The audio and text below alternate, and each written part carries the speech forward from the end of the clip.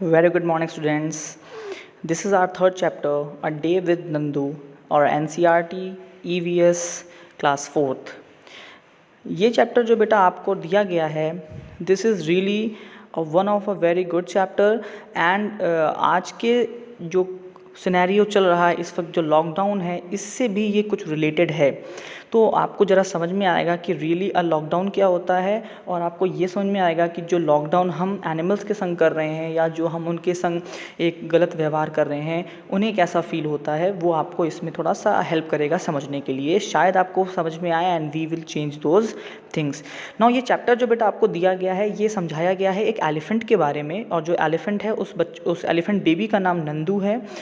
कैसे एलिफेंट्स की लाइफ होती है, कैसे वो अपनी लाइफ को जीते हैं, उनका हर्ड कितना बड़ा होता है, उसमें कितने लोग होते हैं, वो कितना खाते हैं एंड व्हाट्सोएवर, उसके बारे में आपको एक जानकारी दी गई है। एंड एट लास्ट ये समझाने का कोशिश किया गया है कि एक्चुअल में जो एनिमल जंगल में फ्री रहते हैं उनमें, और जो बेचारे हम लोगों के घर में बंद है, जिनको हमने एक छोटे से पिंजरे में बांध के रखा है, उनकी लाइफ में और उनकी लाइफ में भी क्या डिफरेंस होता है। So let's start the chapter. Let's start with the reading of the chapter. Nandu wakes up. Nandu woke up and opened his eyes.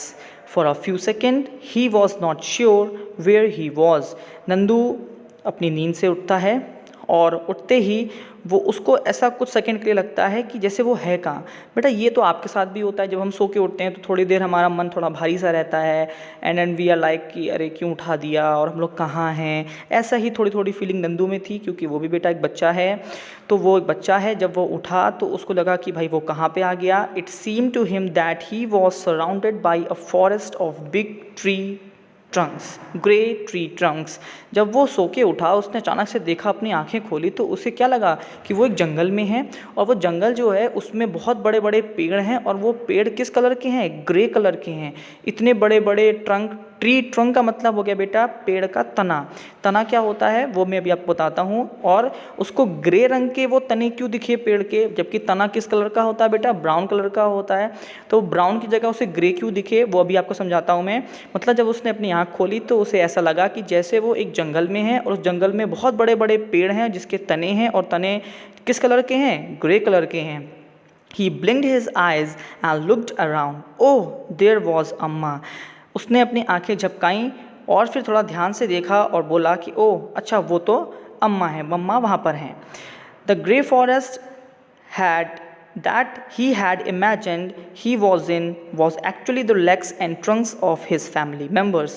अब क्या देखा उसने, जब उसको अपना होश आया या वो उसकी नींद ढंग से टूट गई, तो उसने ये फाइंड किया कि जो ग्रे कलर के उसको ट्री ट्रंक दिख रहे थे, एक्चुअल में वो कोई पेड़ नहीं थे, वो उसके पेरेंट्स या उसके फैमिली के बड़े बड़े पैर थे जो कि ग्रे कलर के थे।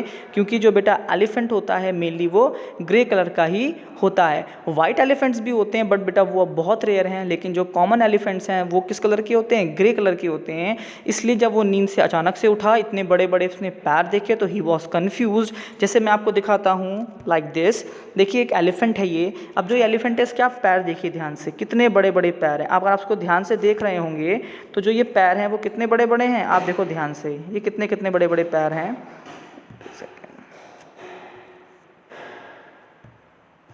ये जो पैर हैं ये कितने बड़े बड़े पैर हैं, ये आप ध्यान से देख सकते हैं। ये जो बड़े बड़े पैर, ये देखिए बड़े बड़े पैर, देख रहे हैं बड़े बड़े पैर, कितने बड़े पैर हैं। अब आप इसको ज़रा कंपेयर करिए इस पेड़ के तने से, देख रहे होंगे आप, बिल्कुल सेम आपको डिज़ाइन दिखेगा, सेम बॉडी शेप दिखेगा इस ट्री ट्रंक, इस तने के पेड़ में, पेड़ के तने में, और इस हाथी के बेटा पैरों में देखिए ऐसे ही बड़े बड़े सेम हैं। तो जो वो बेबी था वो इसीलिए कंफ्यूज हो गया था, और ब्राउन कलर का तना ना दिखकर उसको ग्रे कलर का तना दिख रहा था। बट जब फिर वो वापस अपने नींद उसने तोड़ी, वो वापस से एक बोलेंगे होश में आया, तो उसने ये पाया कि वो कोई पेड़ नहीं है, वो उसके फैमिली या रिलेटिव्स जो भी हैं उनके वो पैर थे, इतने बड़े। मतलब ये शो किया गया है कि जो एलिफेंट होता है उसके पैर कितने बड़े होते हैं और एलिफेंट कितना बड़ा होता है। The sun was overhead and it was getting hot. जो बेटा सूरज है वो बिल्कुल ऊपर सर के आ चुका है, मतलब दिन हो चुकी है, बहुत गर्मी है। नानी माँ ट्रम्पेटेड मेड अ लाउड साउंड, अब ये बेटा एक जो साउंड है जिसको आप हाथी की जो साउंड होती है जो वो अपनी आवाज़ निकालता है, ऊहाँ समथिंग जो आवाज़ निकालता है, वो उसको हम क्या बोलते हैं, ट्रम्पेट बोलते हैं। मतलब जो नानी थी उसकी, उन्होंने एक तेज़ से एक आवाज़ लगाई, अपनी सूंड से आवाज़ निकाली और सभी लोग जो थे वो उसको उन्होंने सुना। The oldest in the heard, जो नानी थी वो उस हर्ड की मतलब उस ग्रुप की सबसे बूढ़ी एलिफेंट थी। अब बेटा जो हर्ड होता है, हर्ड का मतलब होता है कि जब कुछ लोग या फिर हम कहेंगे 2, 4, 6 लोग जब मिल जाते हैं तो बेटा उसको हम हर्ड कहते हैं। जो हर्ड होता है वो क्या होता है, एनिमल्स का होता है। हमारी फैमिली होती है जिसको हम बोल देते हैं कि जॉइंट फैमिली, ऐसे ही उसको हम क्या कह देते हैं, इसमें हर्ड कहते हैं। और जो नानी थी नंदू की, वो उस हर्ड की सबसे बूढ़ी एलिफेंट थी। She started moving towards the jungle, the other female elephant saw her and started, मतलब वो जंगल की तरफ उसकी नानी चलने लगी और बाकी जितनी भी फीमेल एलिफेंट्स थी वो उनके पीछे पीछे चलने लग गई। When they reached the jungle, the member of the herd start spreading out. जैसे ही वो जंगल के अंदर पहुँचे और वो सब फैलने लग गए। अब मैं आपको एक चीज़ और दिखाने वाला हूँ कि एक चीज़ आई नानी, नानी, दादी, मम्मी, पापा। ये बेटा तो बहुत कॉमन है, बट हम बात करें अगर इनकी इंग्लिश में, क्योंकि ये एक फैमिली चार्ट है, फैमिली रिलेशन है और आपको ये पता होना चाहिए, इसलिए ये मैंने आपको एक फैमिली चार्ट भी दिया है कि एक्चुअल में नानी को हम हिंदी में क्या कहते हैं तो इंग्लिश में क्या कहते हैं, दादी हैं तो हिंदी में क्या होती है और इंग्लिश में क्या होती हैं। तो जैसे आप देखिए, सपोज़ ये आप हैं, ये आप हैं, ये आपके फादर हैं, ये आपकी मदर हैं, यहाँ तक तो कोई प्रॉब्लम नहीं।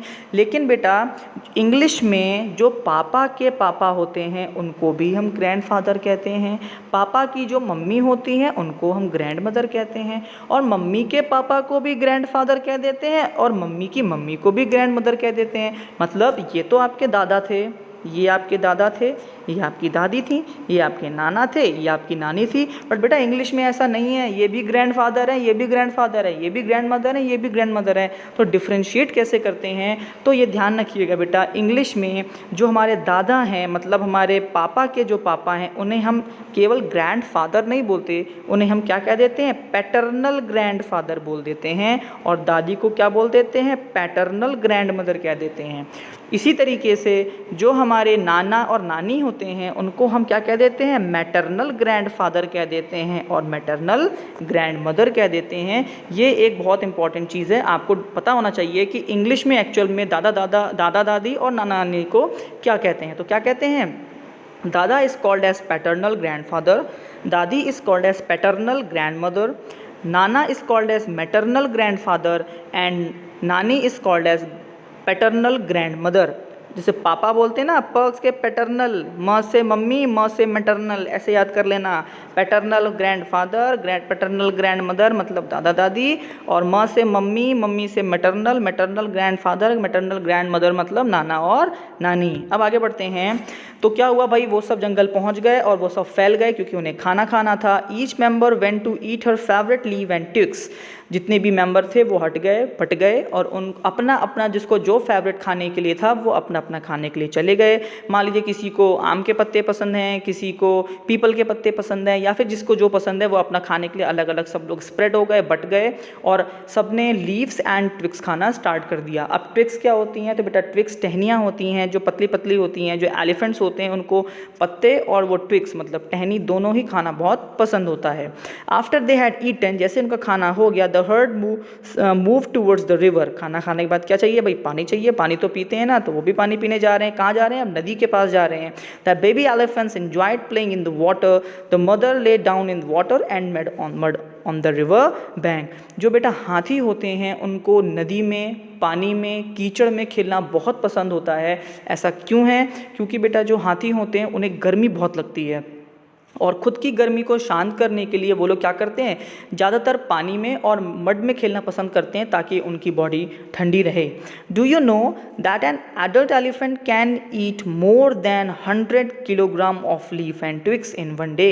क्या आपको पता है कि एक हाथी एक दिन में 100 किलो, बेटा 100 केजी, कोई छोटी मोटी बात नहीं है, 100 केजी खाना क्या खा लेता है, 100 केजी लीव्स पत्तियाँ और टहनियाँ खाता है एक दिन में करीब करीब, और they sleep only for 2 to 4 hour in a day, और पूरे दिन में कितने घंटे सोता है, सिर्फ 2 से 4 घंटे ही सोता है। और हम लोग कम से कम 7-8 घंटे सोते हैं, और आजकल तो और सो रहे हैं।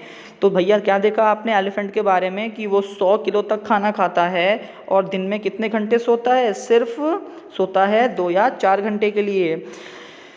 Elephant love to play with mud and water, उनको कीचड़ और पानी में खेलना बहुत पसंद होता है। The mud keeps their skin cool, mud उनकी जो होता है, कीचड़ होता है, वो उनकी जो स्किन होती है उसे ठंडी रखती है। Their big ears also work like fan, पीछे हमने पढ़ चुका था एक बार, याद करें लास्ट चैप्टर में हमने पढ़ा ईयर टू ईयर में कि जो उनके कान होते हैं वो एक पंखे की तरह होते हैं। The mud keep their skin cool. Their big ears also work like fan. The elephant flap these to keep themselves cool. वो उसको हिलाते हैं कानों को और अपने आप को उससे ठंडा करते हैं। तो हमने यहाँ पे 2-3 चीज़ें सीखी एलिफेंट के बारे में कि एक चीज़, एलिफेंट दिन में कितना खाना खाता है, करीब 100 kg खाना खाता है। दिन में वो सोता कितना है, तो 2 से 4 ही घंटा बस केवल बेटा वो दिन में सोता है। उसको मिट्टी में, पानी में, कीचड़ में खेलने में बहुत मज़ा आता है, और वो अपनी बॉडी ठंडा रखने के लिए ऐसा करता है। और अपने आप को ठंडा करने के लिए वो क्या करता है, अपने कानों को हिलाता है, और उससे जो हवा जनरेट होती है उससे भी वो अपनी बॉडी को ठंडा रखता है। नाउ अब हम देखते हैं, जैसे कि भाई आपने देखा होगा, अगर आप डिस्कवरी में देखिए, नेट जियो में देखिए, तो आपको देखने को मिलेगा कि एलिफेंट्स कितना अच्छे खेलते हैं। और even you can Google it, और आप यूट्यूब पे देख सकते हैं। जैसे आप ये देखिए, एक एलिफेंट की फ़ोटो है, देखो कितना कीचड़ में डूबा हुआ है और कीचड़ ऊपर अपने ऊपर डाल रहा है, ताकि जो बेटा धूप है उससे उसकी बॉडी जले नहीं, उससे कम गर्मी लगे और उसकी बॉडी कैसी रहे, ठंडी रहे, इसलिए वो कीचड़ में खेलना पसंद करता है। Nandu is only 3 months old but he weighs 200 kg. What is your weight? बेटा 200 किलो का है नंदू, और कितना बड़ा है, सिर्फ 3 महीने का है। सोचिए 3 महीने का नंदू 200 किलो का है, और आप तो हो गए हैं 6-7 साल के, तब भी आप शायद 40-50 किलो के भी नहीं हैं, आप 40 नहीं बल्कि आप आई थिंक 20-25-30 kg के आसपास आप लोग का वेट होगा। तो बेटा जो एनिमल्स होते हैं उनकी एज उतनी ज़्यादा नहीं होती, जैसे हम लोग आप देखिए कितना साल जी जाते हैं, आप लोग कुछ लोग को देखिए 60 तो कॉमन है, 60, 70, 80 और इवन कुछ लोग 100 तक जीते हैं ह्यूमंस में। बट एनिमल्स बेटा इतनी लाइफ नहीं जीते। कुछ ही एनिमल्स हैं, जैसे टॉर्टोइज एक एनिमल है जो 100 ईयर्स तक जा सकता है, वरना बाकी एनिमल्स की इतनी लाइफ नहीं होती। तो जो एलिफेंट बेबी था, नंदू था, वो कितने महीने का था, ओनली 3 months का था, लेकिन उसका वेट कितना था, 200 kg। तो आपका वेट कितना है, दिस इज़ योर वर्क। आप अपना वेट नापिए और यहाँ पर अपना वेट लिख दीजिएगा कि वेट कितना होगा। Can you find out the weight of how many children like you will add up to Nandu's weight? अब क्वेश्चन ये पूछ रहा है कि सपोज़ आपका वेट कितना है, तो अगर हम मान लेते हैं कि आपका वेट 25 kg है, एक बात को मान लेते हैं, तो और आपके जैसे कितने आपके फ्रेंड्स आ जाएं 25 kg के, और कितने कितने कितने फ्रेंड्स आ जाएं कि वो मिलकर नंदू के वेट के बराबर हो जाएं। अब भैया ये तो मैथ्स का क्वेश्चन आ गया कि मैथ्स में क्वेश्चन है कि अगर एक व्यक्ति का वेट 25 kg है तो कितने लोग मिलकर 200 kg बनाएंगे। और मैंने इस तरह के क्वेश्चंस अपनी मैथ्स की वीडियो में बहुत अच्छे से समझाए हैं, आप जाके उसको देख सकते हैं। मेरे चैनल पे जाएंगे तो ईजिली आपको क्या मिल जाएंगे, वो चैनल पे जाके वो वीडियोस मिल जाएंगे। इस मेथड को हम यूनिटरी मेथड कहते हैं। यूनिटरी मेथड पे मैंने स्पेशली 2 वीडियोस बनाई हैं, वहाँ से भी आप देख सकते हैं, आपका कंसेप्ट क्लियर हो जाएगा। तो एक्चुअल में what we have to do, we have to just divide it 200 से। अगर आप इस 25 से डिवाइड करवा देंगे, देन यू विल गेट 8। मतलब अगर आपके वेट के बराबर वाले 8 बच्चे हो जाएं, तब जाके आप नंदू के वेट के बराबर हो पाएंगे, अगर आपका वेट 25 kg है तो। Next, fun and games. Nandu saw his brother and sisters pulling each other tails, he thought I better not go near them. Nandu ने भाई देखा कि जो उसके भाई बहन हैं, उसके जो रिलेटिव्स हैं, चाचा चाची के, नाना नानी के जो भी भाई बहन बच्चे हैं, वो सब क्या कर रहे हैं, वो आपस में खेल रहे हैं और क्या कर रहे हैं, पूंछ खींच रहे हैं एक दूसरे की। उसने सोचा कि भाई उस भीड़ में मत जाऊँ, नहीं तो मैं जाऊँगा कहीं ऐसा ना हो कि ये लोग मुझे मिलके डुबा दें, मारने लग जाएं या फिर मुझे परेशान करें। What if they fall on me, अगर वो मेरे पे गिर गए तो मेरा क्या होगा। आई एम स्टिल स्मॉल, मैं उनसे अभी आज भी छोटा हूँ। He quietly went and stood near his mother, वो चुपचाप जाके मम्मी के पास खड़ा हो गया। भाई ये तो आपके संग भी होता है, जब आपको लगता है कि अरे देखो वहाँ डर है, तो जाके किसके पास खड़े जाते हो, मम्मी के पास। सेम चीज़ यही हुई, वो भी जाके अपने मम्मी के पास खड़ा हो गया। अम्मा जिनका नाम है, Amma gently pushed Nandu towards the water as if she was telling him to go and play. लेकिन उसकी मम्मी ने क्या बोला, उसकी अपने सूंड से धकाया और बोले कि जा बेटा पानी में खेल, मेरे पास मत खड़े हो, बड़ा हो जा, बड़ा होता जा और अपने भाइयों और बहनों में खेल जाके, सीख जाके। Nandu love to play in the water. Nandu को खेलना बहुत पसंद था लेकिन वो डर रहा था। His cousins were already there. Just as he reach near a strong fountain of water fell on his head.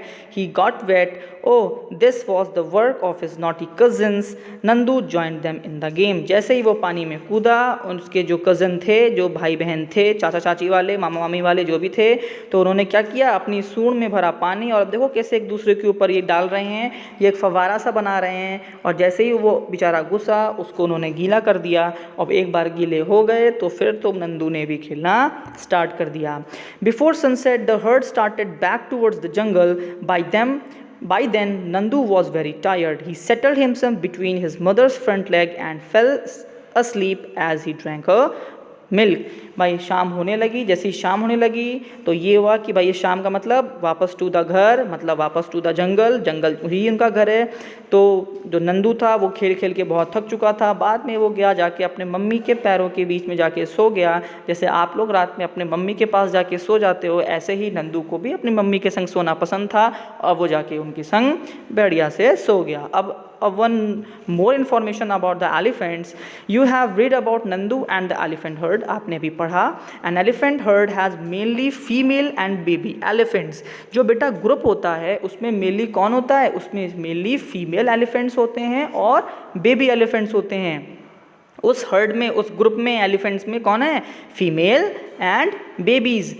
The oldest female is the leader of the heard. जो सबसे बूढ़ा होगा वो ही उस हर्ड का, उस ग्रुप का लीडर माना जाएगा। जैसे यहाँ पर कौन था, नंदू की नानी, वो सबसे बूढ़ी थी।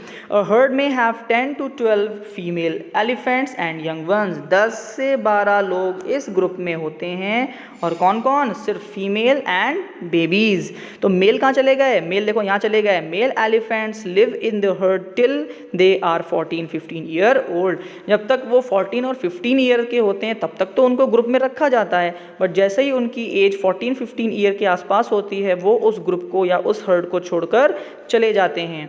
Then they leave their herd and move around alone. फिर वो ग्रुप को छोड़ देते हैं, उस हर्ड को छोड़ देते हैं और जाके अपना अलग घूमते हैं। Nandu will also leave his heard when he was that old. Nandu भी जब 14 या 15 ईयर का हो जाएगा तो वो भी इस हर्ड को छोड़कर, अपनी मम्मी को छोड़कर ऐसे घूमने निकल जाएगा और वो हर्ड को छोड़ देगा, क्योंकि हर्ड में सिर्फ फीमेल एंड बेबीज ही रह सकते हैं। ये एक इन्फॉर्मेशन मिली। क्या इन्फॉर्मेशन मिली आपको, कि जो एलिफेंट का ग्रुप होता है बेटा उसमें सिर्फ 2 लोग होते हैं मेनली। कौन कौन, एक तो फीमेल एलिफेंट्स और एक बेबी एलिफेंट्स। और बेबी एलिफेंट्स की जो हैं उसमें जो मेल हैं उनकी भी एज कितनी, सिर्फ 14 या 15 तक। उसके बाद जैसे ही वो 14-15 की एज क्रॉस करते हैं तो जो मेल वाले एलिफेंट बेटा वो ग्रुप को छोड़कर चले जाते हैं। और जो ग्रुप होता है, हर्ड होता है, उस हर्ड का लीडर कौन होता है, जो ओल्डेस्ट एलिफेंट होगा। जैसे यहाँ पर कौन था, यहाँ पर उसकी नानी थी। Like elephant some other animals also live together in groups. These animal group are called herds. जो बेटा ग्रुप होता है एनिमल्स का उसको हम हर्ड कहते हैं, मैं बता चुका था आपको पहले ही।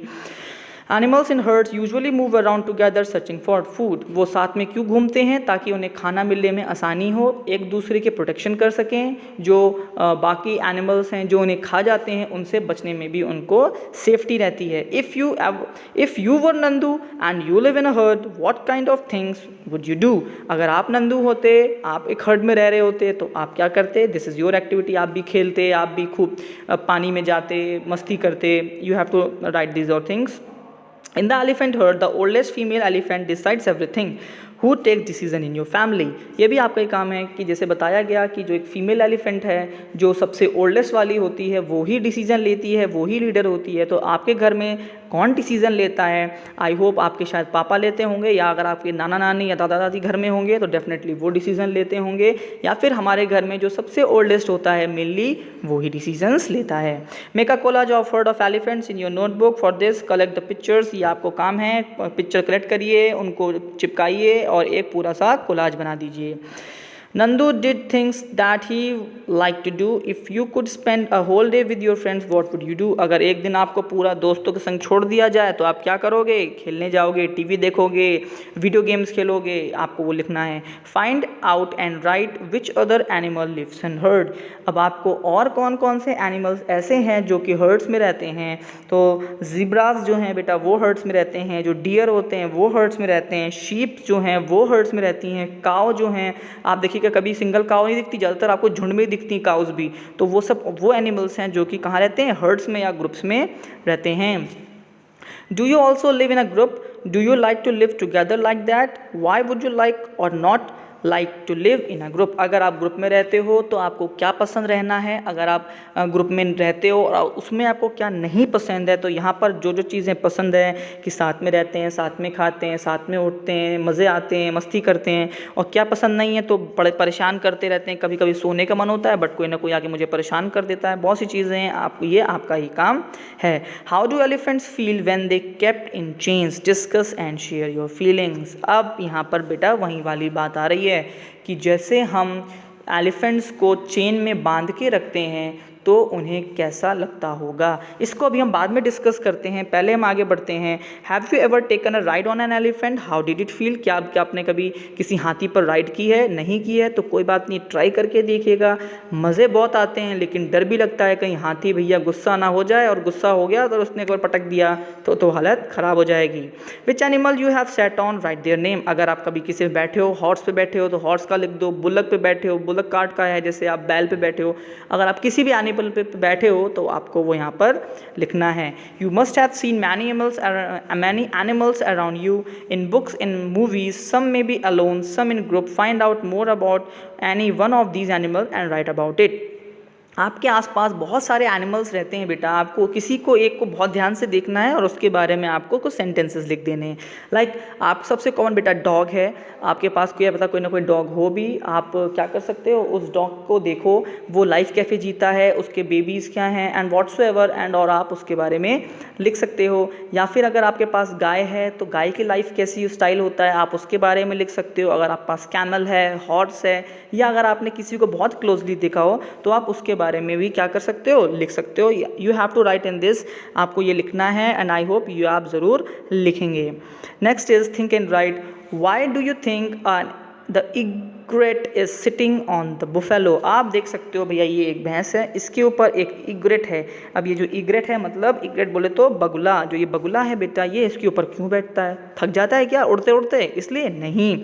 क्यों बैठता है? बिकॉज बेटा इसको हम कहते हैं दोस्ती यारी. दोस्ती यारी मतलब जो बेटा बफेलोज होती हैं जंगल में, घर वाली तो हम खुद साफ़ करते हैं, लेकिन जो जंगल में बफेलोज होते हैं उन पर बेटा कीड़े बहुत हो जाते हैं, क्योंकि ना तो वो नहाना ना धोना, ना उनको कोई शैम्पू कर रहा है, ना तो कोई साबुन लगा रहा है.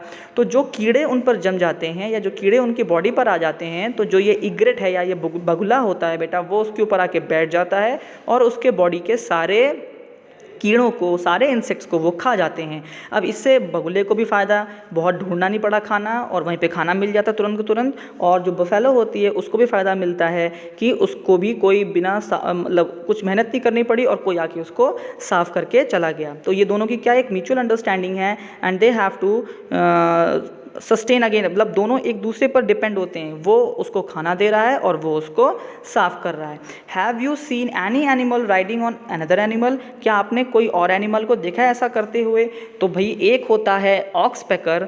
जो ऑक्सपेकर होता है बेटा वो भी क्या करता है, वो भी सेम इसी तरीके से ज़ीब्रा के ऊपर राइड करता है. जैसे आप ये देख सकते हैं एक फ़ोटो है, ये रहा ज़ीब्रा, ये बैठे हैं ऑक्सपेकर. इनका भी सेम यही काम है, म्यूचुअल अंडरस्टैंडिंग है. इसके बॉडी पर जितने भी इंसेक्ट्स होंगे उनको खाने का काम कौन करते हैं? ऑक्सपेकर. इसका खाना हो गया और उसकी सफाई. तो कौन एनिमल लिख दोगे आप? Oxpecker and zebra. The animal which is riding, the animal which gives ride. कौन चढ़ रहा है उसके ऊपर? तो यहाँ पे क्या लिख दोगे? ऑक्सपेकर. OXPECKER.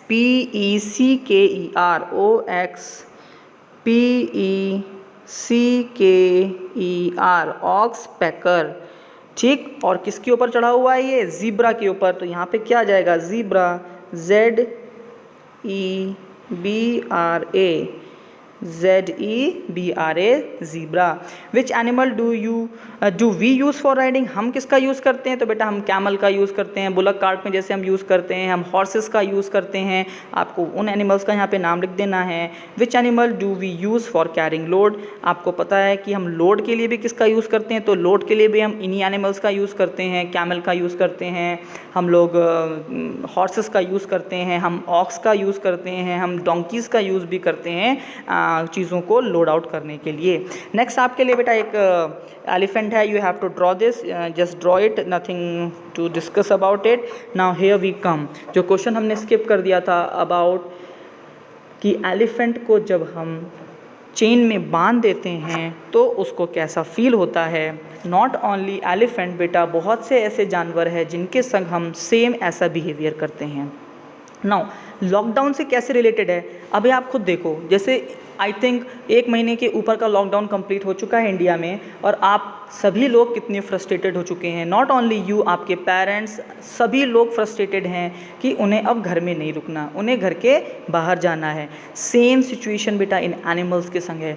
हम भी उनको क्या करते हैं, एक पिंजड़े के अंदर बंद कर देते हैं। अगर आपको देखो 1 महीने के अंदर पिंजड़े में बंद करने पे कितना ख़राब लग रहा है, लॉकडाउन हो गए हो, घर पे हो, तो सोचिए इन एनिमल्स को कितना बुरा फील होता होगा।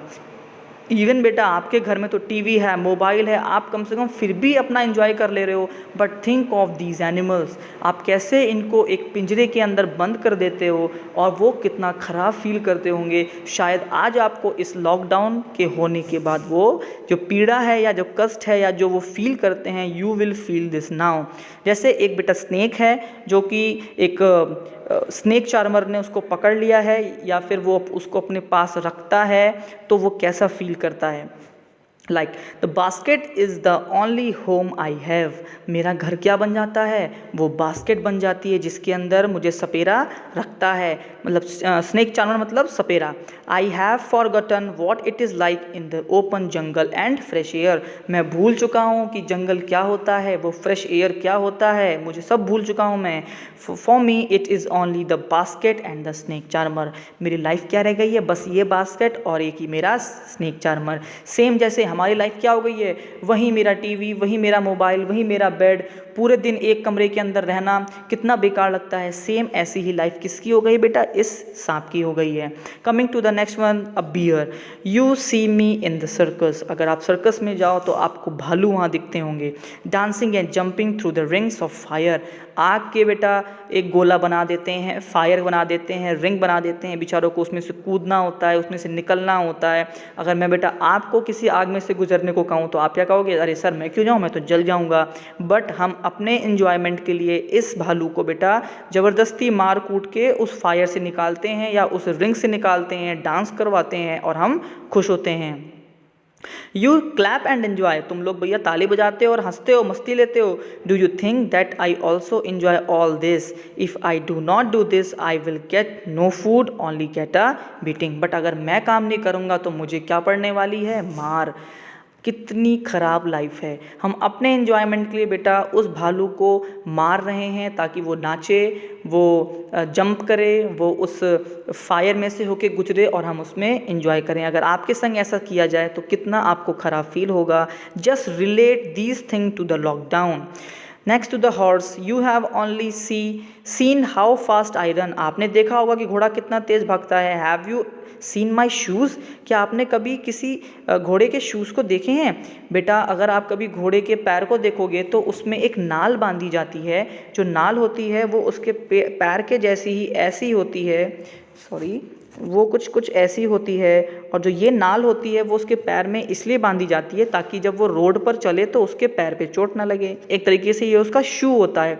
लेकिन बेटा ये शू उसको पहनाया नहीं जाता, क्या करता है वो लोहे का जो ये नाल होता है या शू होता है वो उसके पैर में कील से ठोका जाता है, क्योंकि बेटा वो एक एनिमल है, वो अपने आप तो पहनेगा नहीं, वो तो निकाल के फेंक देगा। ताकि वो निकाल के ना फेंके तो क्या करते हैं वो उसको उसके नेल मतलब कील से उसको पैर पे उसके ठोकते हैं। सोचिए उसे कितना पेन फील होता होगा। Do you know how much pain I get when they fix the horse shoe to my hooves, मतलब जब वो उसके पैर में वो जो नाल मतलब जिसको हम हॉर्स शू कहते हैं, जब उसको वो ठोंकता होगा कील से तो उसे कितना दर्द होता होगा आप ये फील नहीं कर सकते।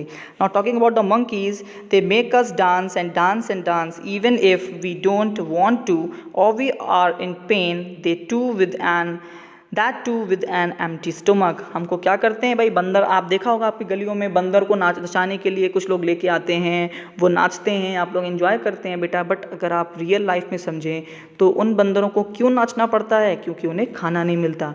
वो क्या करते हैं, उनको ज़बरदस्ती डराते हैं ताकि वो डांस करें।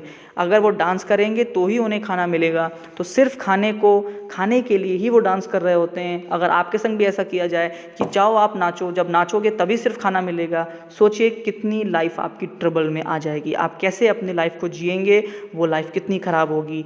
So just relate these things with your self. आप खुद से इसको रिलेट करिए और सोचिए कितना टफ है टू बी एन एनिमल, और हम ह्यूमन उसको क्या करते हैं और टॉर्चर कर रहे हैं। Now coming to the cat, meow meow meow, I can just roam around everywhere, children love me a lot, they pat me and give me the milk। जो बिल्ली होती है बेटा वो आसपास घूमती रहती है, हम लोग क्या करते हैं, उसको दूध देते हैं पीने के लिए और उसके संग फिर भी खेलते हैं। लेकिन बेटा बच्चे ही खेलते हैं, बड़े लोग जो हैं वो कैट से डरते हैं। They scared of the cat because हम कैट को उतना अच्छा नहीं मानते तो उन्हें लोग भगा देते हैं। And coming to the pigeon, गुटरगू do you know people specially call out me to feed with the grain. मतलब सिर्फ हम लोग कबूतर को एक शौक़ के लिए या फिर हम क्या कहें, शायद हमें प्यार आ जाता है, उनको बुलाते हैं और उनको दाना डालते हैं ताकि वो आकर खाएं। बाकी टाइम हमें उनकी याद नहीं आती कि वो अपनी लाइफ कैसे जी रहे हैं। तो जो बेटा डोमेस्टिक वाले हैं फिर भी हम उनको देख रहे होगे आप, फिर भी उनके लिए हम कुछ करते हैं। बट हम अपने एन्जॉयमेंट के लिए कुछ एनिमल्स को किस तरीके से परेशान कर रहे हैं, कैसे उनको उनकी लाइफ को बर्बाद कर देते हैं। लाइक अ हॉर्स, उसके पैर में वो कील से उसके हॉर्सशू बांधना हो, चाहे स्नेक को स्नेक चार्मर के द्वारा पकड़ना हो, भालू का नाचना हो या बंदरों का नाचना हो, तो इससे हम क्या कर रहे हैं, लाइफ ख़राब कर रहे हैं बेटा उनकी। हमें इस चैप्टर में यही समझाया गया है कि जैसे हम हैं बेटा ऐसे ही एक एनिमल भी ह्यूमन बीइंग है, हमें उसके संग एक अच्छा व्यवहार रखना चाहिए, उसको परेशान नहीं करना चाहिए और स्पेशली उसको एक पिंजरे में बांधकर नहीं रखना चाहिए। इसी तरीके से एलिफेंट्स होते हैं, उनको भी हमें बांध के नहीं रखना चाहिए। जो बेटा एनिमल्स हैं उनका घर जंगल है, उन्हें जंगल में रहने दीजिए, उनको अपनी लाइफ इंजॉय करने दीजिए जैसे आप इंजॉय करते हैं। अगर उनका भी लॉकडाउन जैसे आप कर रहे हो ऐसे ही आपका लॉकडाउन लाइफ टाइम कर दिया जाए, सोचिए आप अपनी लाइफ कैसे जिएंगे। इन सभी थिंकिंग को रखते हुए आपको बस ये सोचना है कि we have to change these thing. जो ये प्रैक्टिस चली आ रही हैं इनको हमें बदलना है। हमें आगे की जो लाइफ है, आगे की जो नेचर है, जो हमारा एनवायरनमेंट है उसे अच्छा करना है और हमें एनिमल्स के संग एक अच्छा व्यवहार रखना है। This is all about this chapter. I hope आपको ये चैप्टर समझ में आया होगा। Any problem if you get in the video just comment it. आप कमेंट करिए, आप मुझसे पूछ सकते हैं कोई भी आपको प्रॉब्लम हुई हो। I hope you will like this video. Thank you and have a nice day.